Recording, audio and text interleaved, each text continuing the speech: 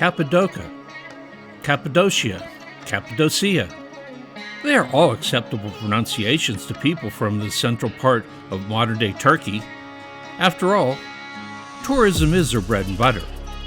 They refer to the Cappadocia region as a cradle of history, dating back to the 18th century BCE, meaning before Common Era or before the birth of Christ.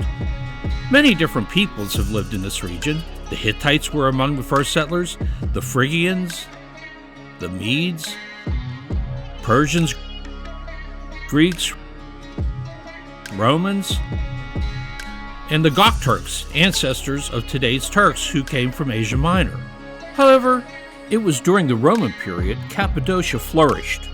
The Romans built roads and infrastructure, established trade networks, and created a thriving economy.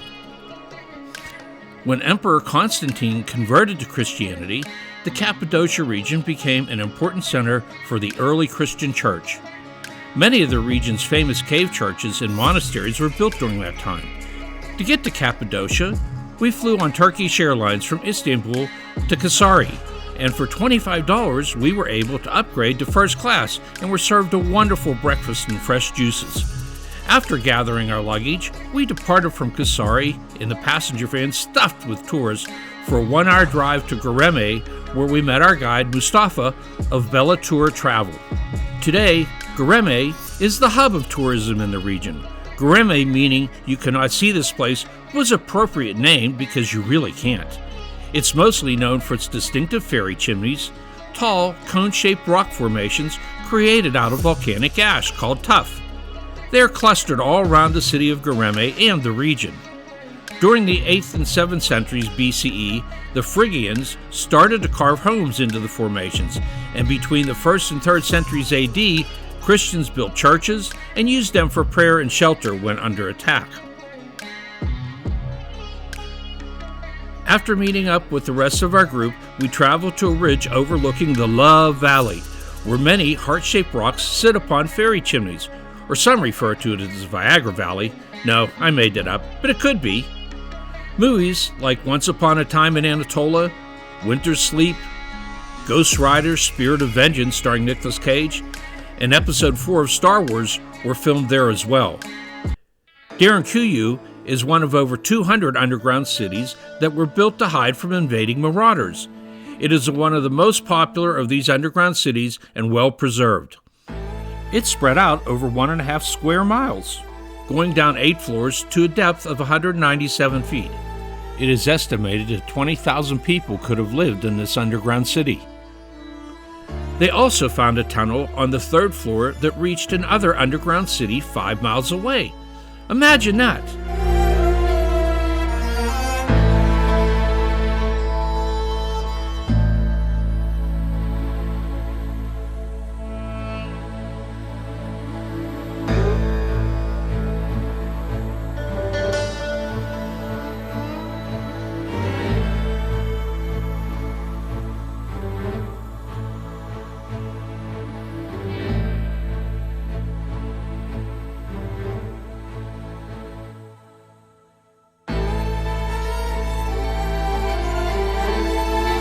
We then headed to a trail leading through the Red Valley.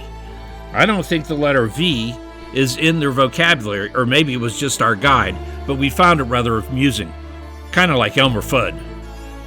The Red Valley is a series of valleys connecting Göreme to Shavoshan, and developed by the Greeks during the Byzantine period 1330 to 1453 AD.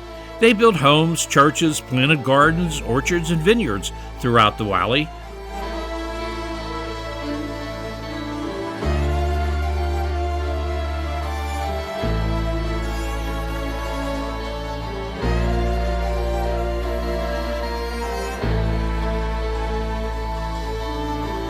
One of the peculiar things they carved into the rocks was housing for pigeons.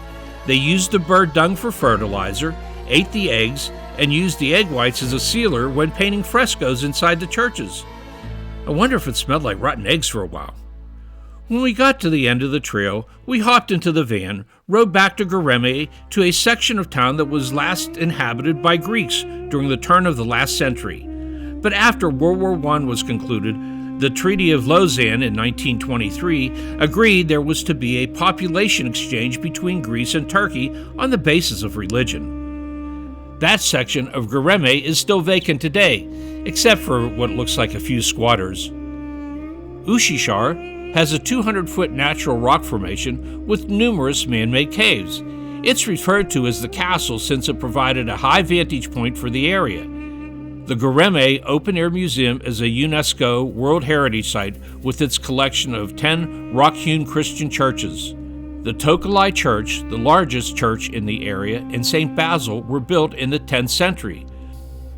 The Dark Church, built in the 11th century and called so because there's very little light inside the church, is one of the better preserved churches in the region. They also built monasteries and dorms in the same valley. This region was also the home of Basil the Great, Gregory of Nyssa, and Gregory of Naesianzus. The many churches are carved into the rocks and are notable for their unique features, including domes and vaulted ceilings, but are best known for their surviving frescoes that adorn the walls. Maybe those egg whites did work.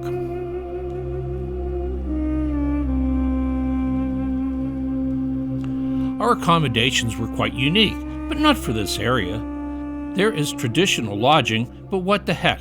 When in Cappadocia, do as the Cappadocians. Stay in a cave. There are many options available in the region. We stayed at the Solom Cave Suites in Urget that was exceptional. The service, the ambience, accommodations were spectacular.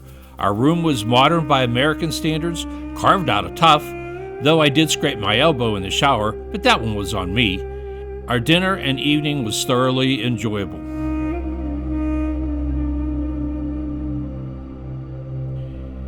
Needing some cash, we rose the next morning at 4 a.m. and walked down into Urget to an ATM. One wasn't far away, and we passed along some interesting sights and headed back up to our hotel for our private ride to the balloon launch over the ferry chimneys. When we arrived at the launch site, hundreds of balloons were laid out upon the ground, waiting to fire up their burners. The gondolas accommodated up to 28 passengers, in addition to the pilot and co-pilot. Takeoff is pre-dawn, and the balloons lit up the sky like fireflies in the meadows of our childhood. It was really a pretty cool moment.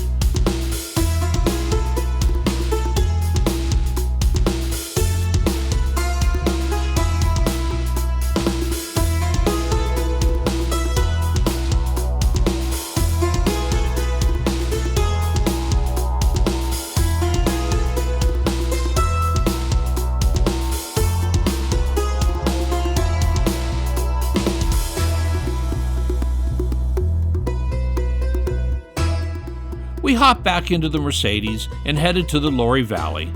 It's not far away from the launch site and a good landing area unless the wind takes your balloon in a different direction. Some did, but that's the behavior of wind.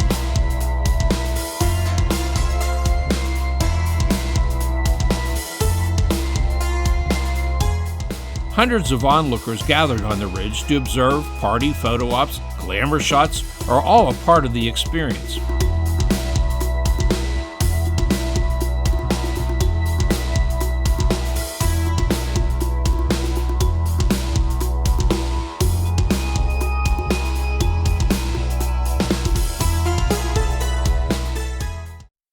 After lunch, we stopped by a pottery manufacturer who demonstrated the spinning wheel, allowing one of our group to experience the spinning wheel herself.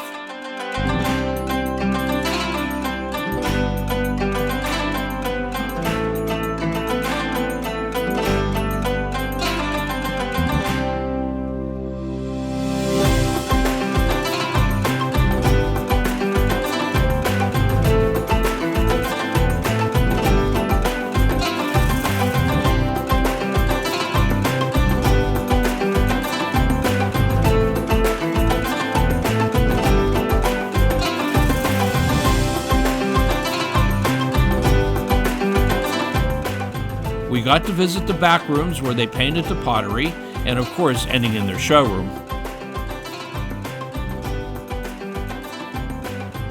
We ended our Cappadocia trip with a walk through the Pashabal Valley with more fairy chimneys and the Imagination Valley, where with one's imagination you can see many different shapes and forms.